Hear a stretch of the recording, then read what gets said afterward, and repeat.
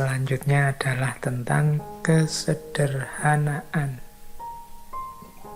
Ini banyak orang bertanya, seperti apa sih yang dimaksud hidup sederhana itu? Kita sering mengasosiasikan sederhana itu sesuatu yang sedikit atau sesuatu yang tidak banyak. Sehingga kata-kata sederhana itu rasanya kok ya dekat dengan kemiskinan atau kekurangan. Itu konotasi kita selama ini. Padahal tidak begitu. Jadi kalau Seneca mendefinisikan kesederhanaan itu lebih, kalau pakai bahasa agama itu sifat qanaah. Jadi qanaah itu maksudnya menerima apa adanya, mensyukuri apa yang sekarang kita miliki. Jadi rumusnya itu sebenarnya kuncinya. Kata Seneca begini, apabila Anda merasa belum puas dengan apa yang Anda miliki sekarang, maka Anda tidak akan merasa puas, walaupun dunia seluruhnya menjadi milik Anda. Jadi apabila engkau tidak merasa puas dengan yang engkau miliki sekarang, maka engkau pun tidak akan puas, meskipun seluruh dunia menjadi milikmu. Hidup yang bahagia adalah hidup yang sederhana. Berarti hidup yang ikhlas, rela, puas dengan apapun yang kita miliki sekarang. Inilah hakikatnya orang yang kaya. Kaya itu kan berarti orang yang bisa memenuhi semua yang dia butuhkan. Kalau orang merasa, aku merasa puas, merasa cukup dengan yang aku miliki, ini kan mentalnya orang kaya. Dia merasa bisa memenuhi semua kebutuhannya. Aku merasa cukup dengan yang aku miliki saat ini. Sementara orang yang tidak puas dengan apa yang dia miliki, bahkan meskipun yang dia miliki berlebih dan sangat banyak, tapi kok merasa kurang saja, ini hakikatnya orang yang bermental miskin. Itulah sejatinya hidup miskin. Berarti kesederhanaan itu ekuivalen itu maksudnya setara, sama dengan kekayaan. Dalam arti mental kaya. Mental kaya dalam arti merasa cukup, merasa puas dengan apa yang aku miliki saat ini. Sementara tidak sederhana itu ekuivalen dengan kemiskinan atau mental miskin. Selalu merasa kurang, selalu merasa tidak cukup, tidak puas dengan yang dimiliki saat ini. Jadi ternyata mari kita hidup sederhana, itu dalam definisi ini itu sebagaimana mari kita hidup yang kaya. Maksudnya mari kita puas, merasa cukup, merasa mampu dengan apa yang kita miliki sekarang. Nah, itu namanya hidup yang kaya. Jadi boleh saja kita masih belum punya mobil, boleh saja motor kita masih motor tua yang itu, yang masih mogokan, yang tiap bulan sekali harus servis, yang harus selalu keluar uang banyak untuk servis, macam-macam. Tapi kita puas, kita merasa, wah, hidup saya itu sudah cukup. Apa-apa saya punya, yang saya inginkan terpenuhi semua. Nah, kita bahagia dengan itu, berarti kita punya mental kaya. Itulah hidup sederhana. Jadi kesederhanaan itu sebenarnya. Bukan sesuatu yang kesannya kan seperti serba kekurangan. Kita membayangkan sederhana itu di limit paling bawah, paling minimal. Sebenarnya ya kesederhanaan itu menunjukkan orang yang bermental kaya karena dia merasa puas dan cukup dengan yang dimiliki saat ini. Kata Seneca selanjutnya, tidak ada yang lebih terhormat dibandingkan hati yang penuh rasa syukur.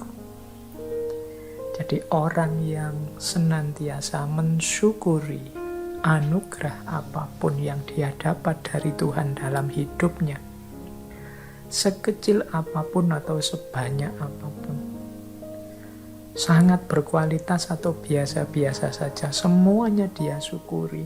Inilah orang yang layak kita hormati, karena dia mental-mentalnya orang kaya, orang yang senantiasa puas dalam hidupnya. Dialah orang yang terhormat. Tapi orang yang senantiasa tidak puas, senantiasa mengeluh, senantiasa menuntut, seolah-olah hidupnya isinya hanya keruwetan-keruwetan, kesulitan-kesulitan saja, menutup sebelah mata terhadap aneka anugerah Allah padanya. Ini menunjukkan orang ini mentalnya masih mental miskin. Jadi kalau pakai quote-nya Seneca tadi, yang bersyukur tadi loh yang harus lebih kita hormati, karena dia lebih terhormat. Bahkan mungkin meskipun kepemilikannya sangat minimal, tapi dia senantiasa bersyukur. Yang sedikit itulah yang dia syukuri di hadapan Tuhan. Alhamdulillah, berarti kita puas dengan anugerahnya. Yang seperti ini yang layak dihormati. Itu dari quotes keduanya Seneca tadi. Tidak ada yang lebih terhormat dibandingkan hati yang penuh rasa syukur. Jadi rumus pertama kesederhanaan itu adalah puas dengan apa yang dimiliki. Yang kedua senantiasa bersyukur. Dan yang ketiga adalah sampai kita melanjutkan hidup tanpanya, kata Seneca, kita tidak sadar betapa sangat banyak hal yang tidak penting. Kita menggunakannya bukan karena kita membutuhkannya, namun karena kita memilikinya. Yang ketiga ini pelajaran bagi kita untuk cermat, untuk jeli, melihat bahwa sebenarnya ada sangat banyak hal yang kita miliki itu sebenarnya tidak penting. Jadi harusnya kita berbagi dengan yang lain. Ini ciri hidup sederhana selanjutnya. Jadi sadar apa saja yang tidak terlalu penting kemudian kita tinggalkan. Ya kita tinggalkan, mungkin berbagi dengan yang lain. Baju misalnya, ini contoh mudah ya. Coba teman-teman ditengok lemarinya itu. Ada berapa puluh baju kita. Terus berapa yang kita pakai efektif sebenarnya. Itu mungkin sebagian besar bisa jadi mungkin 75% baju yang kita punya itu sebenarnya jarang dipakai juga. Mungkin saatnya kita berbagi. Kita hanya dengan 25% yang kita miliki itu sebenarnya kita sudah bisa hidup nyaman. Baju contohnya. Mungkin ada yang koleksi sepatu. Macam-macam banyak hal dalam hidup kita sebenarnya. Tanpa itu pun kita masih bisa melanjutkan hidup loh. Tapi karena sudah terlanjur punya, rasanya terus kita butuh. Kalau bahasanya Seneca, kita menggunakannya bukan karena kita membutuhkannya, tapi karena kita memilikinya. Karena sudah punya, dipakai. Karena bajunya sak lemari penuh, bisa gonta-ganti terus-terusan. Bahkan masih beli lagi. Jadi banyak barang kita yang seperti itu. Mungkin ada yang punya sepeda saja berapa, mungkin ada yang punya motor 3, mungkin ada yang punya HP 2 apa 3, mungkin ada yang wong 1 saja cukup, motor juga 1 juga cukup. Tapi rasa serakah, rasa ingin punya lebih, ini yang disebut tidak sederhana, membuat kita terus mengoleksi hal-hal yang harusnya tidak terlalu penting untuk hidup kita. Kalau sudah terlanjur, berarti saatnya untuk berbagi.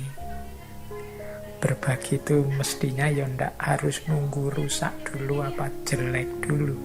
Kalau bahasanya Al-Quran, kebaikan itu justru ketika kita berbagi hal-hal yang masih kita sukai, masih kita cintai.